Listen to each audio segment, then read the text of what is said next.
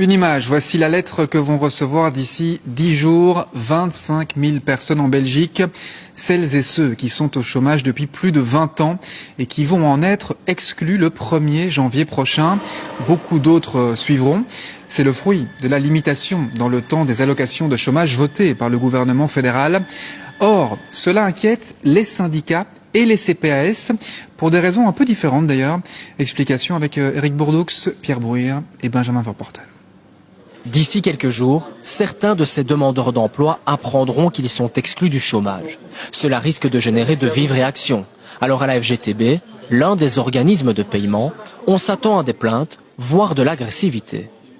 Les personnes vont perdre leurs allocations de chômage et l'information n'étant pas toujours bien donnée, ça risque d'engendrer une certaine tension. Ce qu'on fait depuis plusieurs années, c'est des formations, notamment pour gérer l'agressivité, et nous avons renforcé notre service de sécurité, on va dire, avec des gardes supplémentaires dans toutes nos antennes.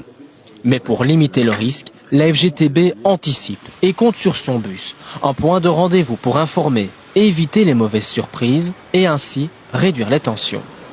Nous allons informer d'abord sur la mesure en tant que telle, et ensuite on va quand même essayer de diriger les gens vers d'autres organismes qui pourraient les aider, tels que les CPS. Ah oui, le CPS est déjà fort sollicité. Au guichet et au téléphone, des chômeurs inquiets. Le flou règne. Ici, on demande au gouvernement fédéral de mieux communiquer. Mais si rien ne bouge, le CPS s'en occupera à ses frais, avec des toutes boîtes et Facebook. C'est vrai que cette communication ne sera pas aussi ciblée qu'une communication du fédéral et du coup on risque de passer à côté de beaucoup de personnes, ce qui va créer des frustrations, des tensions, in fine, puisque les personnes n'auront pas accès à leurs droits, n'auront pas l'information concernant leurs droits. À Verviers, on a plus l'habitude des tensions. Une vitre protège le personnel, des vigiles sont disponibles. Et on s'attend à vivre des moments difficiles, car seul un tiers des exclus du chômage seraient éligibles à l'aide du CPAS.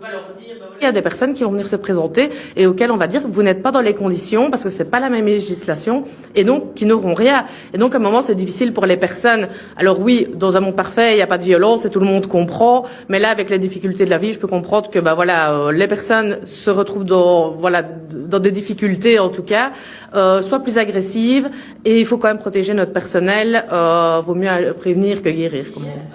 La sécurité sera aussi renforcée lors des visites domiciliaires, étape déterminante pour obtenir l'aide du CPAS. Au total, d'ici 2 ans, entre 190 et 230 000 personnes pourraient être exclues du chômage.